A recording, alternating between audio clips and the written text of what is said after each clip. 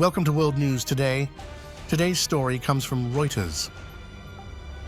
Ukraine's President Volodymyr Zelenskiy said on Thursday that a ceasefire in Russia's war against Ukraine would not lead to political dialogue and would only benefit Moscow. Speaking to reporters in the Estonian capital Tallinn during a wider tour of the Baltic region, Zelensky said any pause would risk allowing Russia to regroup and boost its supply of munitions, and we will not risk. The pause would not lead to an end of the war. It would not lead to political dialogue with Russia or someone else. And thank God, this is all decided in Ukraine and there will be no pauses to benefit Russia, he said. Speaking later on Thursday in the Latvian capital Riga, he said Russia is preparing to launch an offensive ahead of the presidential election in March. They want some small tactical victories before the elections and prepare for something global or massive afterwards, said Zelensky. The situation on the front is very complicated. We lack weapons, he added.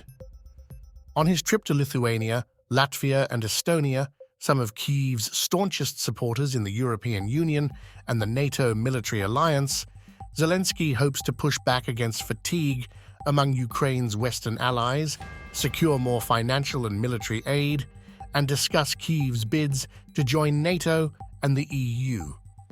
It will be difficult for Ukraine to survive unless it receives a delayed package of financial support from the European Union, he told media in Tallinn. The package was blocked by Hungary in December. This support is very important to us, said Zelensky.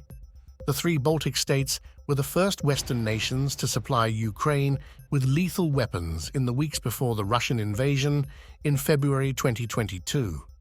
Zelensky said Russia was facing a deficit of munitions and struggling to rebuild its elite troops, which was influencing its battlefield behavior.